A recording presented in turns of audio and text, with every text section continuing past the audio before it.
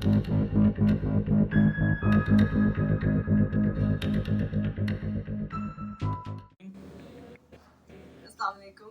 Iram Nawshad, President of Gaming Club. Would you like to introduce yourself? Would you like to introduce yourself again? Yeah, of course. I am Iram Noshad. I am the president of the gaming club. I am CS 2027. Yeah, I think that's about it for now. My name is Mariam. I'm the Director General of the Gaming Club. CND batch of 2028. Nice to meet you all. Okay, so we're going to be starting with a few like regular questions to like get to know you better. So why did you join the gaming club? What interested you? Well, with this club, the history was a little unprecedented. What I wanted to do was initially stand up for Habib University student government, but I kind of changed my mind. I was like, okay, I'll stay involved within the events cabinet, but maybe not a leadership position in the government yet. Maybe going with a club that interests me. I was a part of the Natural Science Club last time. It was a very rewarding experience, but I did want to do something new. And games have always been something that have been a way for me to escape reality. I absolutely love games. Okay. Like, okay, this society is dead. This is something that I'd like to revive. Why not take a lead? What would you say was the biggest challenge you faced so far? Well, the biggest challenge for me was rewriting the structure from it from scratch. You know, some other clubs they have a legacy, they have some events to live up to, some expectations that people already have from them. Our club, nobody knows what we really did in the past. To be honest, isn't that kind of work as an advantage as well? They never know what to expect. You know what? That it is could a be the worst thing you've ever seen. That is a double-edged sword, yes, because I can just do whatever, and that's what I've been doing. I just come up with whatever ideas seem right to me, and I end up. All right. So moving on to the next question. And I end up doing that. You said you mentioned games. You mentioned games, and you've been a gamer for how long would you say? I think, including all types of games, it might be from like childhood. Yeah. But if we're talking about like some proper full-fledged game, I'd say it's been like 3 to 4 years, but I've fully devoted my time to this activity. So yeah, I think. So what kind of games it really like drew you in? Well, there's a lot about games, and it depends upon the context usually what I'm about to expect when I'm about to dive in. But mostly, what drives me towards a game. We'll get to that. We have a lot of time. I'll get to that. But first off, I think a good story is something that puts me. A message. I think that has become really important to me ever since my involvement with this. I might have a few game recommendations based on that. But go ahead. Yeah, of course, but like I'll be open to them. Like this interaction with the liberal core, something that was really new to me when I came to Habib. After that, I've been like really towards those hidden meaning kind of games, story based, choice based, and some games that are frivolous and work for fun. Open to those too, definitely. So on to Danganronpa. what what interests you about Danganronpa? Because for me, the only image I have of Danganronpa is the fandom and some questionable edits of Nagito. Oh my god, no, please. Please, no game, no piece of media should ever be judged by its fandom because there's like a lot. To be honest, I'm a Persona fan, so I know how that feels. Oh my god, yeah. So it's nice that you brought up Danganronpa. I think you brought it up because I've talked about it a lot. Yeah. But yeah, that. Your introduction post was Nagito theme, from what I remember. Yeah, but okay, I'm gonna elaborate on why that game was so dear to me when I played it. Visual novels have been like really something that have been close to my heart ever since I was, I don't know, 5 or 6. I remember I would be awake on my school nights. There was this game called Agent Alice that you could play on your phone. It was a visual novel type game, and I would play it all through the night. Like its missions, its story, it had me hooked. And then there were some other visual novel games on the phone that I checked out. Wait, hold on. Murder Manor. Murder Manor was a game that I played. I don't know. I played it like 10 times, even though it had like the same story. I think it was just a charm.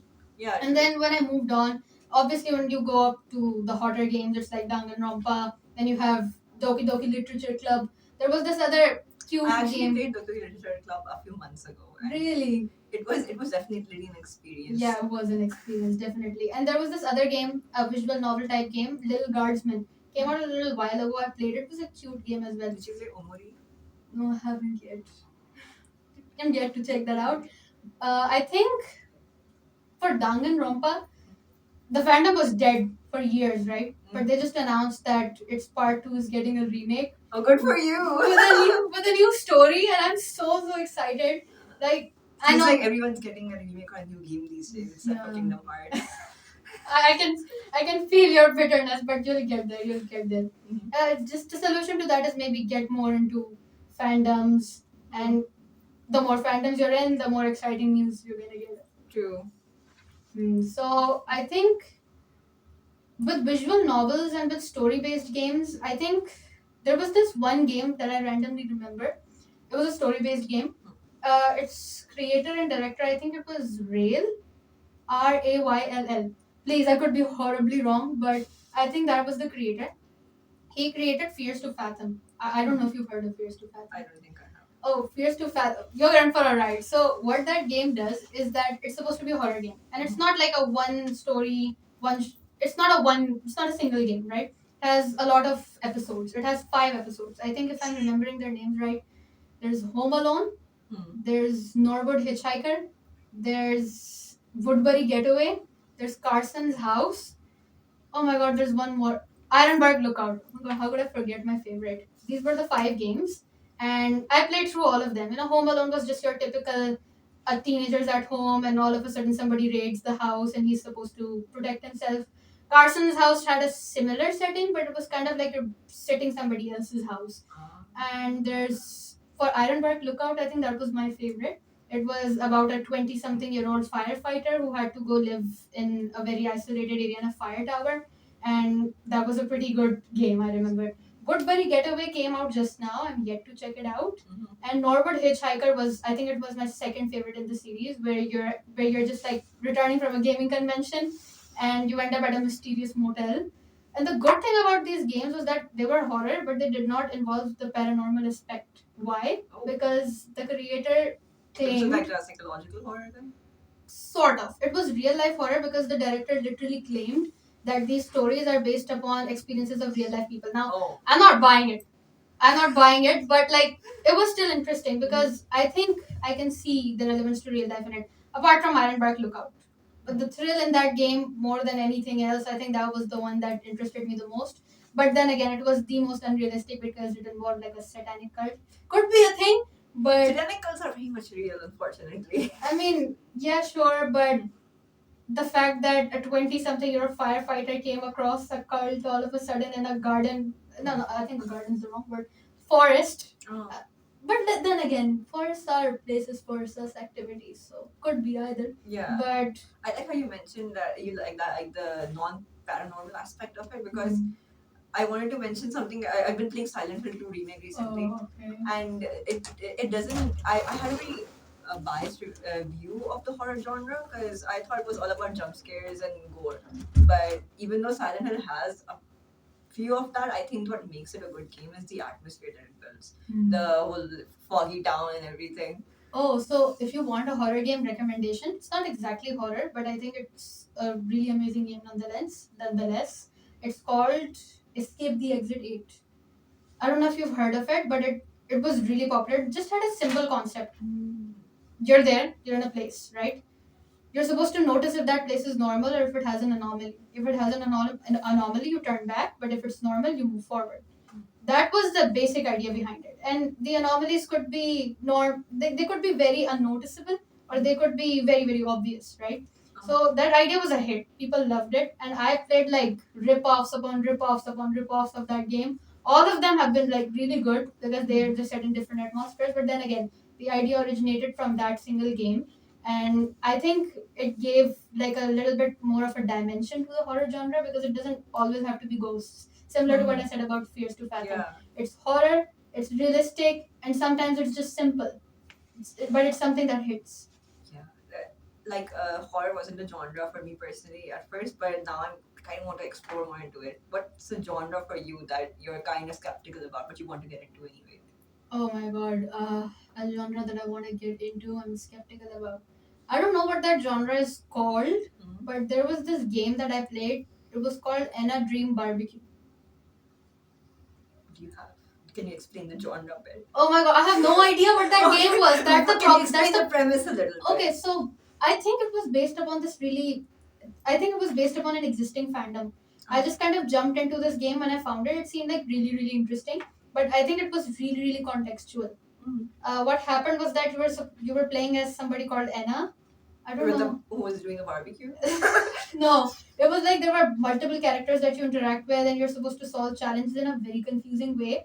And people are speaking different languages. You're somehow still understanding them. It was a wild ride. I remember this. I remember some game. I remember Arctic Eggs. This is a game that I unexpectedly came across. I think it was supposed to be like a very deep message that they were trying to convey that I completely missed. Oh. But I think not a specific genre that I'd like to get into, something that appeals to me, but when I don't understand it, I'm like, now I want to learn more about this. So, for instance, so when I checked out, what did I mention just now? Right after Anna Dream Barbecue, what was the game that I mentioned? Oh my god, I forgot the game that I mentioned. Yeah, Arctic X. I'm so sorry. I was into it. I was like, what does this game mean? What is it trying to imply? I read up articles from random people about what they were saying about it, what the message was supposed to be.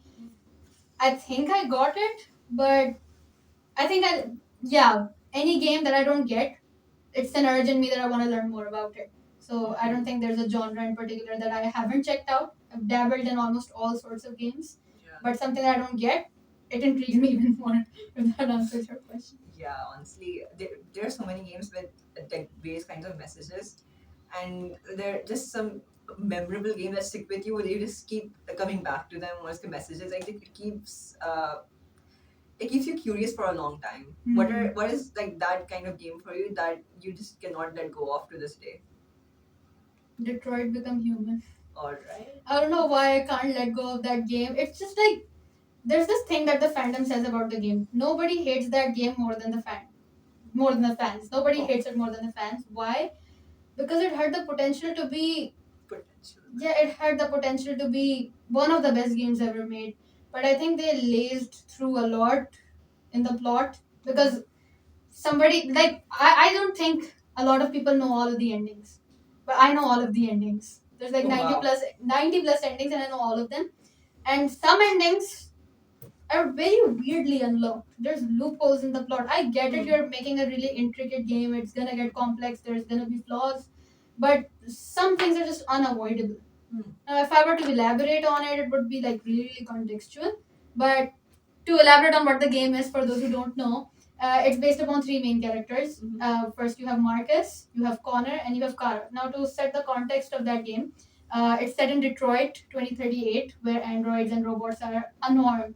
They think, act, speak like humans, they look like humans. The only difference is that they have this little LED on their head, but other than that, they're indistinguishable. That's the time that you're living in, and you have them for like mainly housework, servants, and stuff. So that was the plot of the game, and the three main characters that I just mentioned. Detroit human I mean, that's a good way to explain it too. Very, very narrowed and very, very no, very, very broad, I'd say. Yeah, go on. For Marcus, he's the leader of all the androids that become deviant. Now, what's an android that becomes deviant? Somebody that becomes sentient. Like the robots start getting emotions and they feel like they're not being treated fairly. So, whoever develops this kind of sentience inside them, Marcus is their leader. The deviant leader, Marcus. That's what you're looking forward to. And that's one of the main characters. Then there's Connor, who's my favorite. He is the most advanced prototype made by officials to stop Marcus. So there's like a very there's a conflict between there's a conflict between the goals of both the characters, and Kara is just like a little disconnected of a character, but just as interesting because she's sort of trying to depict how what families go through when there's war, because she saves a girl from her abusive dad and they run away, and it's a time of war. They can't find a place to stay. They just need a place where they can be safe, and there's this war going on where androids are fighting against humans. So it's like there's this mission called Crossroads in the game where all three of their stories come together. You're supposed to help Kara escape, but when it comes down to Connor and Marcus, you ultimately have to either make Connor join Marcus or pick sides. So that's a very, very I love that concept. If you love that concept, I'm pretty sure you've heard of Claire Obscure already. Yeah, from you. Definitely. But I won't spoil too much. But in the end, you have to make a really, really tough choice. It's one of the toughest choices made in a video game. I don't want to be spoiled, but is it kind of like the Life is Strange kind of choice? No. Where you have to choose between Chloe or your home Arcadia Bay? No, it's. I mean, there's no lesser evil in that choice. Oh, okay. So that's the kind of conflict that goes on. But I'm gonna check out the games you've been talking about for so long. Please do. Yeah, I just need this semester to calm down, man. Please. Speaking of Life is Strange, they were making a movie out of.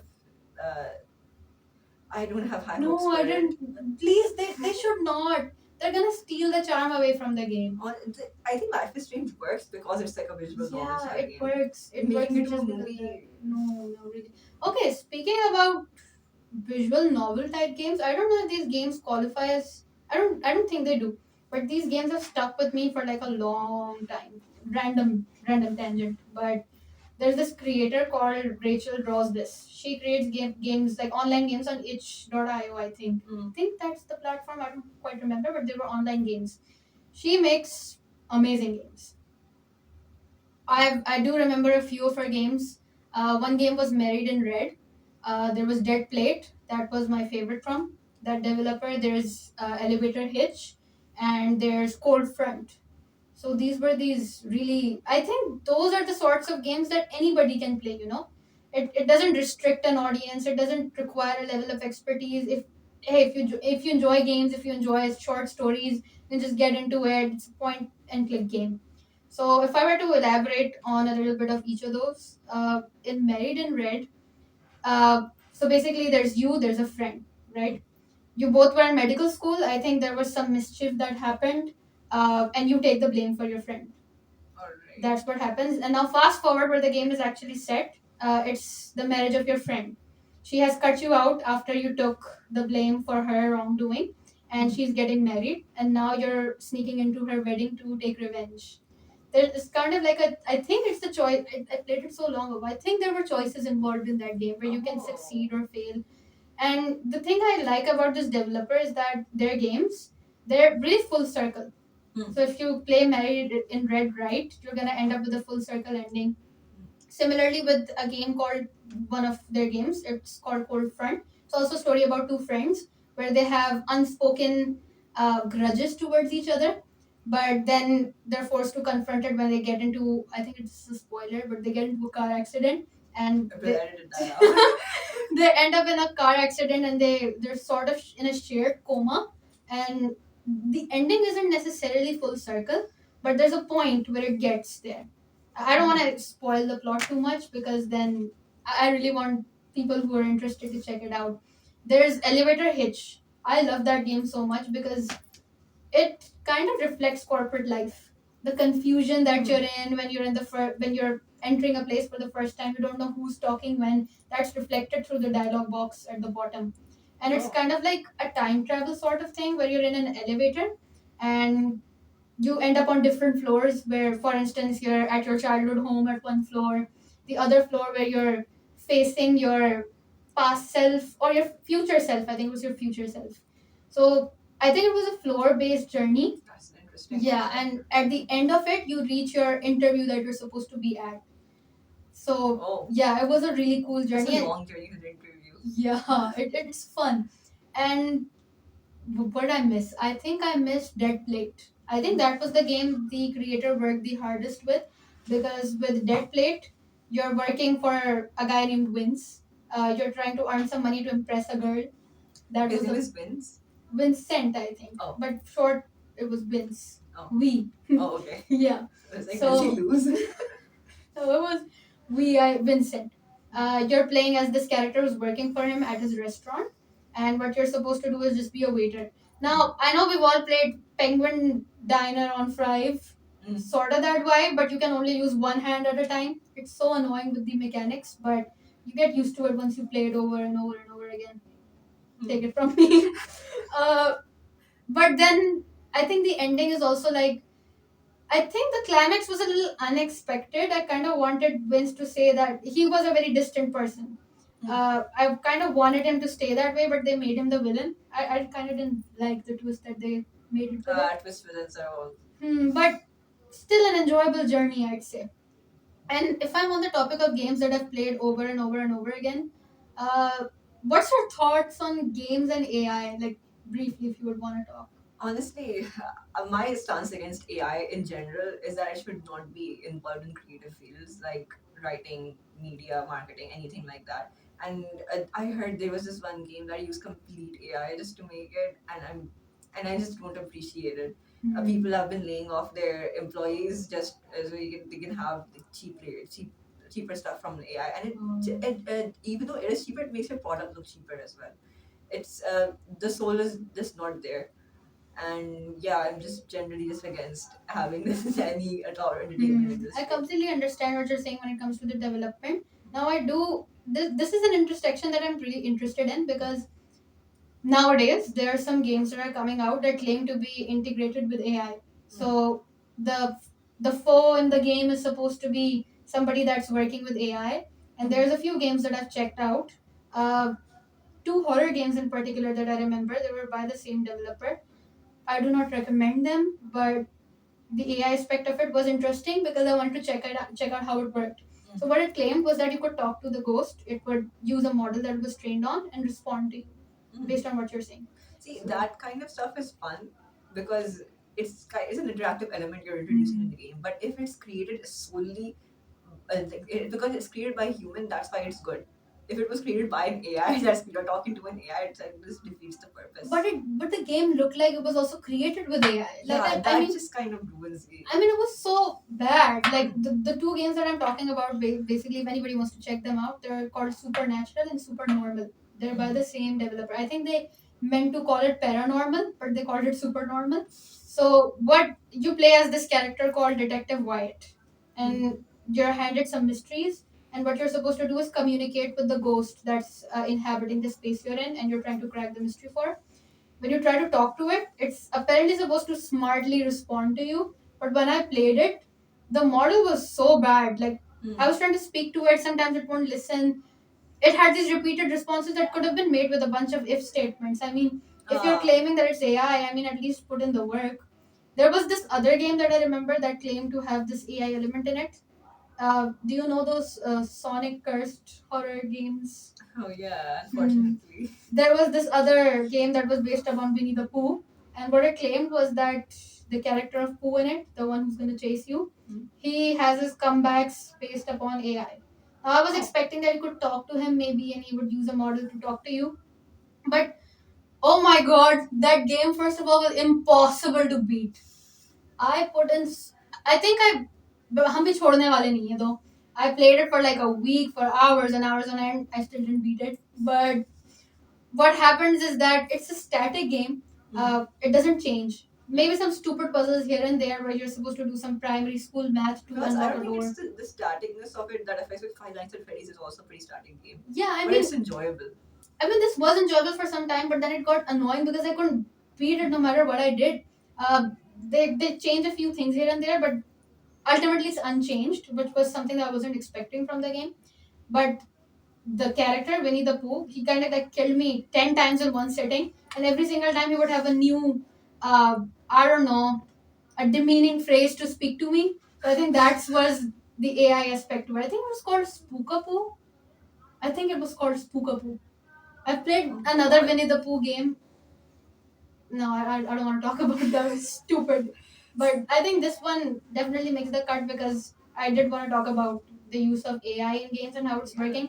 There was this other AI integrated game where there was this female character that you end up with. I don't know how the story worked, but you were there and you had to convince her to let you leave.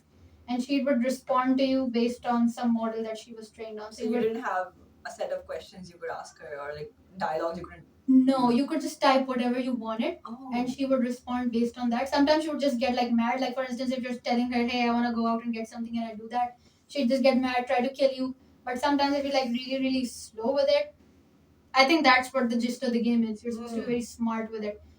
Another game where you had to knock on the. You were a vampire. You had to knock on the doors of neighbors and ask them if you could come in for some. I don't know. You have to make a bunch of excuses. So sometimes it would work, sometimes it would not work. Yeah, I think AI integration has a long time before it becomes formidable in gameplay. But I think it's an emerging thing that's on the rise. But there are also like studios which are taking a strong stance against it, so I do have some hope. Maybe Yeah, development itself, though, definitely not. it's But impossible to completely cut it out, but to regulate it is something that industry should look into. yeah, I definitely agree with that. I think I can elaborate on the fact that the reason why the club started the show was because I think if you're watching, I'm assuming you're from the Habib community. Hey, look, man, I only have a year, right? And I want to do so much. Like, I have events that would use some games that are suited to such I don't know type of events. But there are some games that could possibly never be covered through events, right? There's this 3 to 4 hour long story based games. There's visual novels. There's so much more. So there was this series that I started on the student forum and on Instagram to mitigate some sort of that aspect where I didn't want to focus on few games. I wanted the spotlight to be shared by a lot of games. So there's this weekly post, not so weekly by the way, but whenever we have time, we make these posts about random games that we want to feature and we talk about them, we appreciate them. So yeah, I still think that's not enough. Yeah. There's a lot to talk about. There's a lot to If we can appreciate. like discuss some ideas over here, because I really wanted to have like a debate day where we just try to pitch our favorite games. I mean, what That do you would be think? fun. For sure. Honestly, we're up to suggestions as well. So if you want anything that you want to bring to the Yeah, gaming of club, we'd be course. happy to hear you out. So, what debates are you expecting? Do you want to fight with me about no, this game was bad? Like no, it's Honestly, not even a debate. You know those PowerPoint presentation thingies. Just pick your favorite game and try to pitch it to the rest of them. oh okay. You wanna like do a wanna be com major type thing?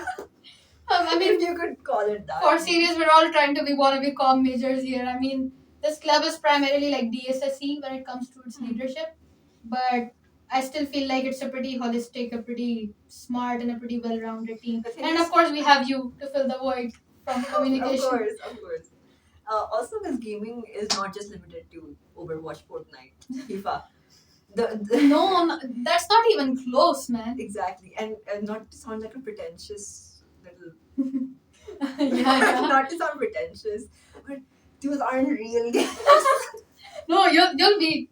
She didn't say that, guys. She didn't mean that. Okay, they are games. Obviously, they're games, but people who only play that and refuse to branch out from those games I mean, are not real gamers. yeah, expand your horizon, man. Yeah. And do be a bit more welcoming to other such audiences. That's what my goal with this club is. I don't want to single out any group. If you want competitive, for sure, we're gonna have stuff for you. But if you just want to do like a casual gameplay, we have more events for that actually, where it appeals to a broad sort of audience. And yeah, the challenge with what our events have been facing, not us as much as so, but clubs in general here, academic stress, and there's just this just 2 golden hours that have all the stuff in the world happening in them. People just want to eat, they want to have lunch, and that's valid. I mean, me too, but I still like want to do events as well, and that's the only slot I can do them in. There's some people that do show up, and I'm really appreciative of them. But I completely understand if somebody does want to, but they're not able to because there's a gajillion things happening in the golden hour. Yeah. We have academic hour, yes, but You're no. involved with like multiple societies. How do you handle that? Handle what? Being president of the gaming club while also being president of so many other societies and events. I mean, it's not that daunting to be honest. Do you have any advice for us common folk? I mean, no, I'm also common, guys. It's just that I don't know, सब हो जाता है. Just do whatever you're interested in, and उसका leverage बन जाता है. And even if you're like a part of multiple things, it's not necessary कि हर वक्त हर चीज चल रही हो. Sometimes one thing has you more engaged than the other. Yeah. You have a commitment, and whenever you're required, you can just like show up to whenever you're needed. Because yeah, there are some times where it gets crazy, but those are like rare. Sometimes you only have 1 or 2 commitments where you're focused on. So I think that's what I've seen throughout my time that I've been here and been engaged in campus activities at least. Yeah, understandable. So, out of every club that's present over here, which club would you choose if it was not for the gaming club? Multiverse. Oh my god, of course, why not, man? So Apart- if you could steal one thing from multiverse and bring it to gaming club, what would you do? Don't ask me such controversial questions, Tekken. man. I would steal Tekken. Easy for me to say. I mean, no, I would steal absolutely everything from them. If they were a non-existent society, HUCon would be mine, man. Please don't include that. Please do not include that. But like, if it were a possibility, Money. yeah, money. I don't think they I have don't money think either, though. They do not. They do not have. But any. like their image, how they See, execute they've had a lot themselves. of years to build upon their image. But- We're like each of us started from somewhere as well, right? They started Mhm. small. We can also I mean, yeah, pioneering is something that I've been doing. exactly. Starting off first editions, and then so that's easier for the Like, future maybe in a couple leadership. of years, people will be asking the same question, and people will be like replying, "Well, we want to be like gaming." Oh my god, I hope so. Class of 28 and 29, please do consider this club. It's not dead. It's not useless. Yeah. It's gonna be a ride. And we already have like 5 events planned. 3 of them haven't been revealed, by the way. They'll be soon after all the midterms are done. But it's only like October, and we have 5 events done. Yeah, we need you to participate in this club so we can have more fun activities. I mean, yeah, but the purpose of me telling that This is is not to, a threat. not selling the club. Well, actually, kind of am, but in at the point is there's only been like 2 months, and we've had 5 events. Yeah. We have a bunch of events planned for November. There's a surprise that we have in mind for December. We're gonna have almost the entirety of the spring. That's called spring, right? Yeah, fall spring. We're gonna have almost the entirety of spring to do events, and I think it's gonna be an eventful tenure for sure. Definitely. Tell them to join the Minecraft server. Please join the Minecraft server, guys. We're paying for it. We'll be having some events in the Minecraft server soon as well, so you won't just be there for no reason. Yeah, for sure. There's some for stuff sure. planned, so look forward to it. Yeah, as soon as we start noticing the consistency, there's gonna be a lot more commitment from our side to it. But for now, it's chill. Do join whenever you're available. There's mid-semester recess coming up. I hope this is edited and posted before it ends. But yeah, do use your time for whatever you like to do. I know there are folks out there who play and they have their own servers, but maybe consider this one too. You can play with your university friends without much hassle. Join our Discord, follow our pages. Yeah, and just overall, we wish you an eventful, fun tenure as well, and we'll put our best foot forward for you. And relevant. This was 189.16, The Scream. I wanted to say Thank that. you so much for watching, and we'll see you next Please time. search that reference up.